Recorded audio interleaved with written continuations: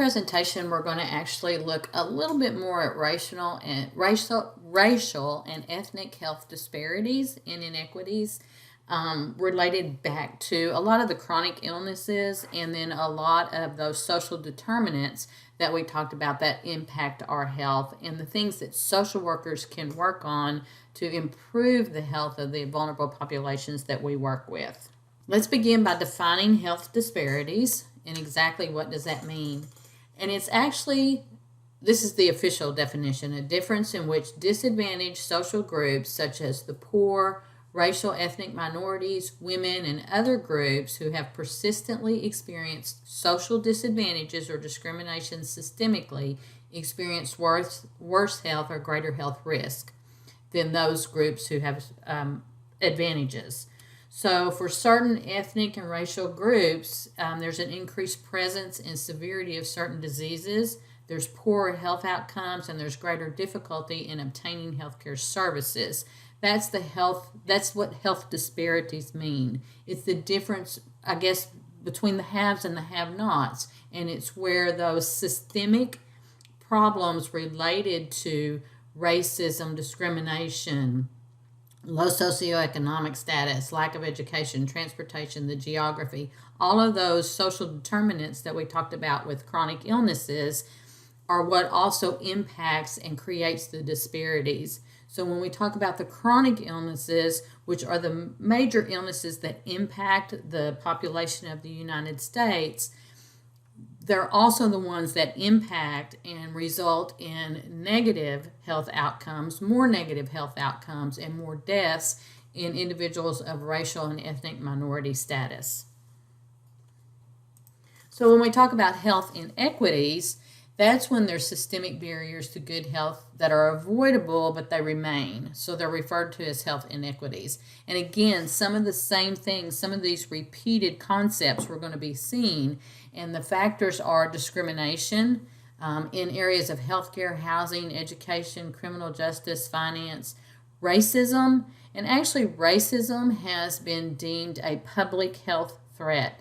Racism negatively impacts physical health, not just the mental health and the emotional health and the well-being, but the actual physical health of individuals, and puts them at increased risk for diseases, including COVID-19. A lot of what we're going to talk about in this presentation has just been amplified and brought to the surface because of COVID-19. These areas have been underlying our healthcare disparities for years. With the COVID-19, we're actually able to spotlight some of them and say, wait a minute, stop, we really need to do something about this, whenever it's been swept under the rug previously. Healthcare access and use, and this can include issues of a lack of insurance. A lot of times without insurance, you're not going to get access to a physician. Transportation to get to the medical appointments. Child care or lack of child care in being able to make medical appointments. The ability to take time off from work to get to the doctor is a problem for individuals in those essential positions and the lower paying positions because they may not have the ability to get time off from work to actually make their doctor's appointment unless they're sick. So the wellness aspect of it is just out the window. Cultural differences and language barriers are still very, very, very common, even though that there is federally mandated requirements that healthcare providers address these issues. It's still a huge problem. Inequities in treatment. And these things can be traced back to some historical events and a lack of trust. If you read or watch about the Tuskegee syphilis experiment, that, oh my gosh, went on like through 1978, not that long ago. So a lot of populations have a lot of distrust of the medical community, and rightly so, but these are things that we need to be able to overcome. The occupational, educational, income, wealth gaps, housing, all of those social determinants add to the health inequities for individuals who are of racial and ethnic minorities.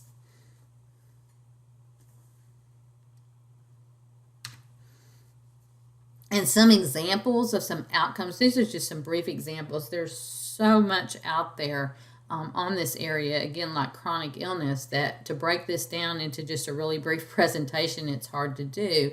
But just an example of results of these disparities can be, at the national level, African American men are more likely to die from cancer than Caucasian men.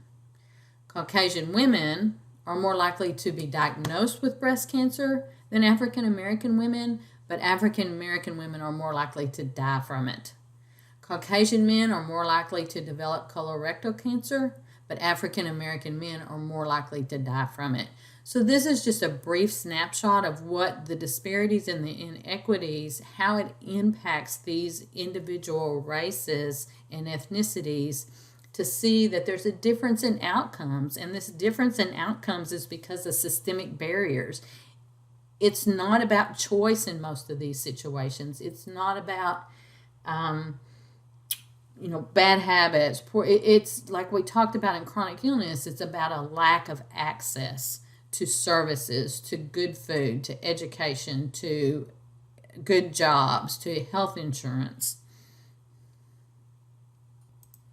So we're going to look at some of these and break some of these poor health outcomes down and the disparities that result from these social determinants. And again, when we talked about the chronic illness, we talked about those social determinants. And those are the conditions in which people are born, grow, work, live, and age, and those forces and systems that shape the conditions of daily life. So those social determinants are also ones that directly impact individuals of minority and ethnic racial heritages. It's the social determinants that create the individual behaviors that in turn result in these negative outcomes. And like we talked about, sometimes there's two choices and neither one of them are optimum. So individuals in many of these situations just don't have opportunities to get access to the good health care. Some of the areas that really impact these inequities and these disparities, again, poverty, race, ethnic background, affect the access and quality of health care. There's unaddressed language barriers that affect health outcomes and access to medical care. Obesity and chronic health conditions that result in part because of the inadequate access to the fresh food, like we talked about before, and the food deserts that result in those poor health outcomes. And then limited transportation often to health facilities can affect health outcomes also.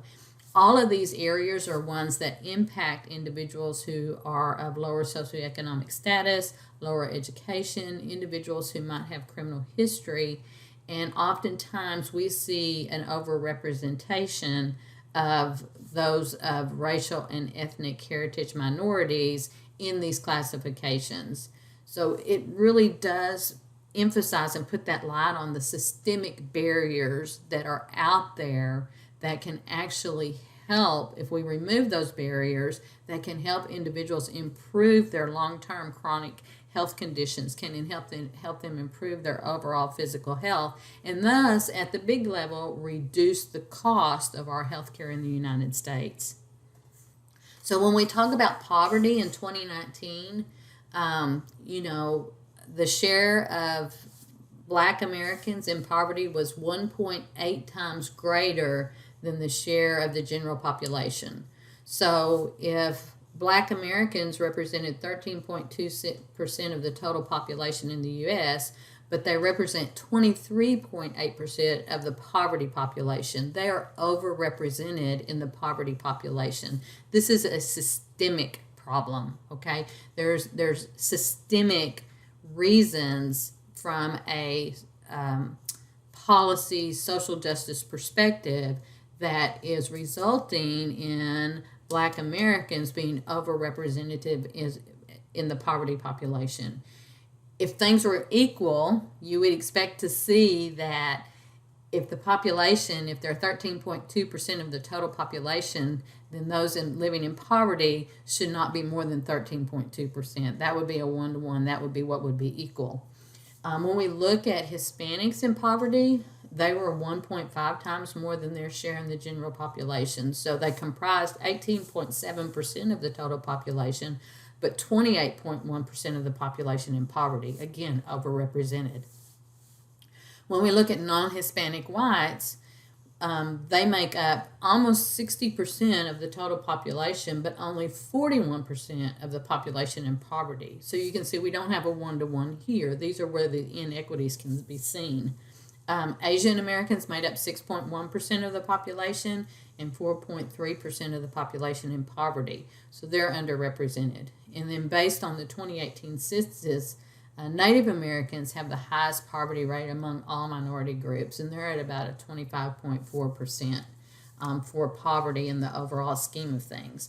So living in poverty is very much a racial, ethnic issue in our country, and we know living in poverty is actually a contributor to poor health outcomes because you don't typically have health insurance, you don't have the finances to pay for health care, for medications. You may live in areas where you don't have transportation, there's low paying jobs. All of those go into affecting the physical health of the individuals. When we talk about unaddressed language barriers, there's a misunderstanding about proper course of treatment, which results in poor adherence to medication, discharge instructions, oftentimes misdiagnosis because of the language barriers between the patient and the clinician. In one study, over 1/4 of limited English proficient patients who needed but did not get an interpreter reported that they didn't understand their medication instructions. This is a huge, huge problem, and I'm going to take this one more because there's also the idea of health literacy.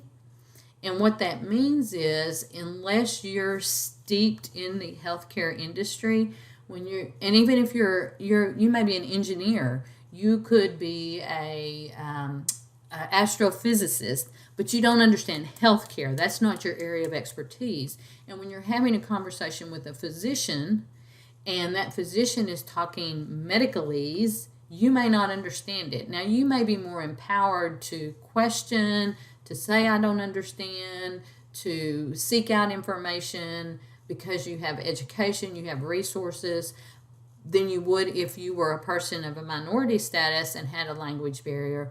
But it can be the same problems, and that's what we see is even though we actually may have some interpreter services, we use the language bank at the hospital and things like that, there can certainly be some misunderstanding because interpretation, some of the words we use in the United States have no parallel words in other languages.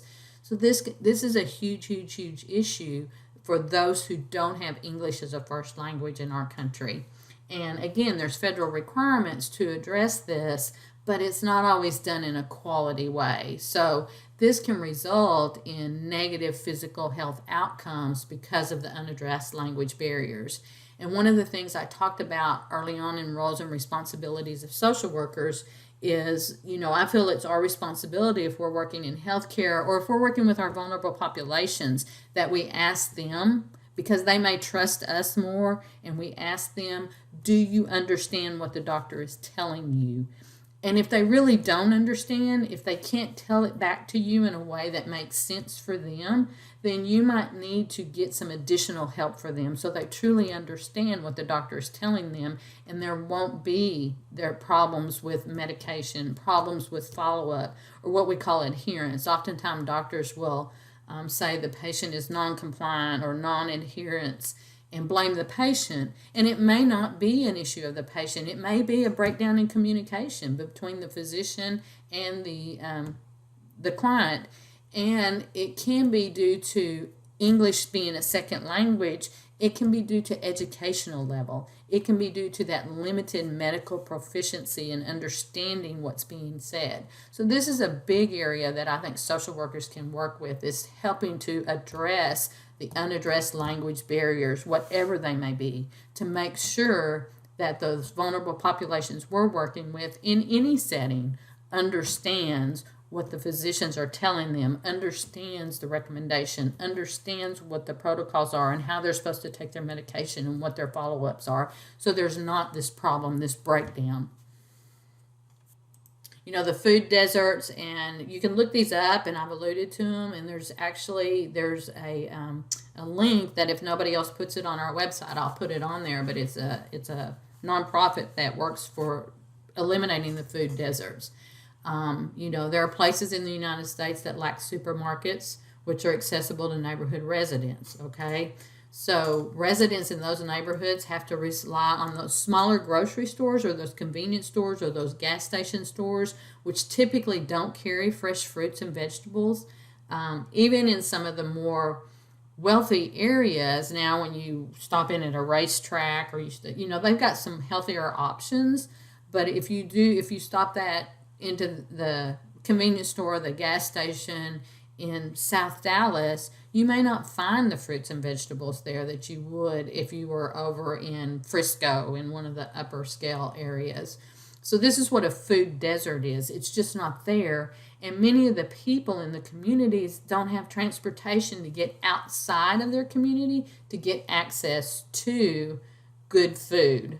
And so we have to work with industry, we have to work with supermarkets, we have to work with providers to bring in fresh fruits and vegetables and give individuals the choice to enjoy those and get away from the processed foods.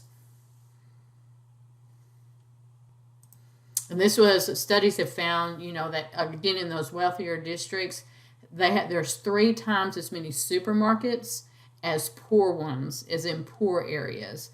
White neighborhoods contain on average 4 times as many supermarkets as predominantly black neighborhoods do. And grocery stores in those African American communities usually are smaller with less selection. This is something that can be fixed if we just really take an advocacy stand and work with individuals who will make a difference there. These grocery stores, Amazon, who's just an Amazon, that's such a correct name for them, to be able to bring in good food. There's ways to do it now. There's ways to do it so it can be financially feasible and we can make a real difference in people's diets, especially children's diets, the elderly, everybody, and improve those health conditions. So it's not that individuals don't want to eat properly. They may not have transportation to get it. They may not have the money for the transportation to get it because it's not accessible to them in their areas. And again, when their choices are very limited, they're going to turn to what? The cheap food, the fast food chains that are selling there, a lot of dairy-based products, snack cakes, chips, all the processed food. And again, processed food stays on the shelf longer. I always tell my husband's a big processed food eater. I'm just going to throw that out there. And I always tell him he's like embalming his body. But that's what the choices that they have. And then we also know from the food industry, if you do some research, you'll find out that a lot of these chemicals and these preservatives that are put into this processed food activate those areas of our brain that make it addictive, where our brain thinks, oh my gosh, I need all that sugar. I've got to have that sugar to have that energy, when actually sugar really takes away our energy. So it's a cycle that happens that we really need to be able to interrupt, and we need to get rid of food deserts and allow everybody to have the choices for good, healthy options. And again, we've talked about obesity and the chronic health conditions and the relationship that obesity has to diabetes has to heart disease, to kidney failure. It's all connected. Because our bodies just aren't made to carry around that extra weight.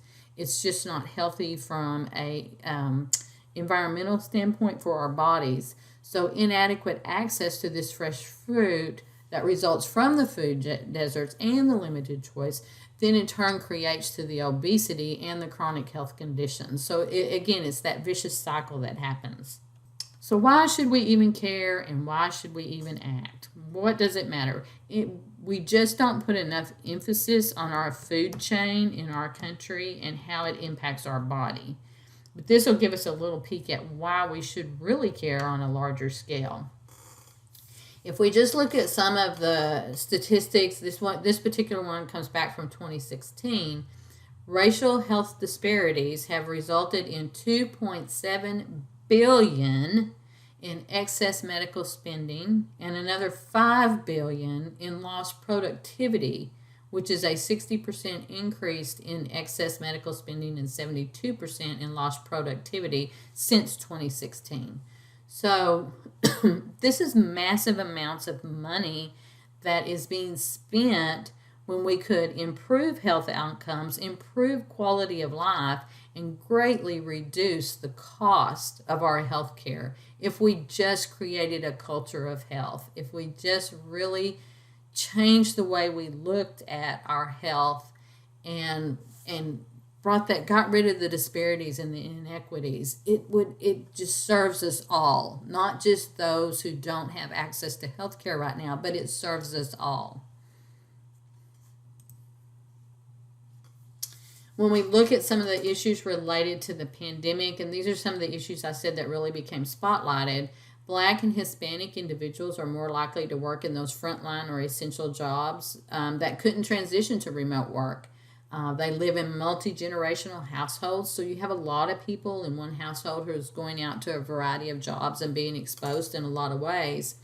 More often they use public transportation, and they have a lack of health insurance.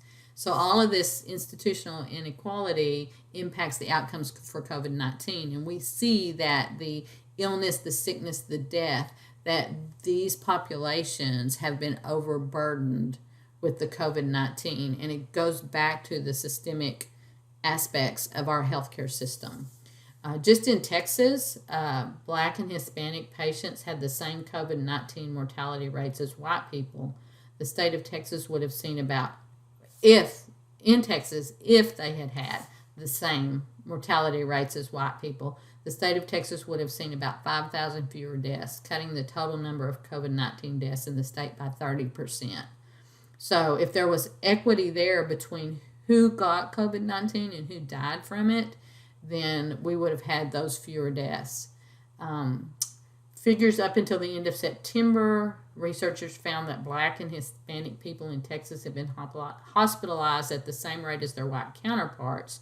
The state would have, if they had been, the state would have seen 24,000 fewer hospitalizations, amounting to $550 million in health cost savings. So if everything was equal between the non-Hispanic white population and the racial, ethnic, minority population of Black and brown communities, if all was equal, we would have saved a lot of money and a lot of lives. And we know that even in saving the money, but in saving the lives, we would save a lot of emotional stress, toxic stress that results down the road that impacts productivity. So to me, it's just kind of common sense here to make our healthcare system equitable so that we can save some money, save some lives, increase productivity, increase creativity, so we can be competitive around the world in our products, in our science, in our inventions, in our, everything that we do. It just takes on a bigger picture. So what happens and what you see so oftentimes, if you get onto social media and if you get onto some of the news streaming and things like that, you're going to hear so many comments. I heard this one, and it was just out of the blue by somebody I didn't even know. We were just kind of in the area, but we hear too many comments about individuals who come from other countries, and they're just coming here to steal our benefits. And that's so not true. Individuals who are not documented they don't have access to benefits. And they're not going to attempt to bring the spotlight on themselves. They're here trying to work and make a better life for their family and their children, and they don't want to be deported, and so they're not going to bring the spotlight on themselves trying to steal benefits. We talked about healthcare being a right versus an earned privilege, and how it's tied back to our employment, and it's tied back to having healthcare if you have certain employment. But if we really look at it from some of the brief perspectives I provided here, if we created a culture of health and everybody had equity, we got rid of the disparities and the inequities in terms of access to the health care, it would benefit us all. It's a win-win situation. I've always said that we come from a perspective of scarcity. We're brought in, our society is a perspective of scarcity. There's only one pie, and if you get more, if your slice of the pie is bigger than mine, then I don't get as much. But I don't think of it that way. I think of it, if we can create a culture of health, and if we can create this culture of productivity and creativity and ingenuity, then we can bake more pies. There's not just one pie. We can bake as many pies as we want to, and there can be as many slices of pies we want to go around. And that's the perspective of abundance versus coming from the perspective of scarcity. But oftentimes that's what it runs into, is it runs into a fear that if you take my health care, or if you get a slice of the health care, I'm not going to get the health care that's out there. And that's just simply not true. It's just not true. We can create more and produce more if we have a healthy, functioning culture, and we reduce the cost of these chronic illnesses. And we're primarily talking about the chronic illnesses. Those are the financial suckers out of our society, is these chronic illnesses that are typically caused by social determinants, behavioral choices that result from those social determinants.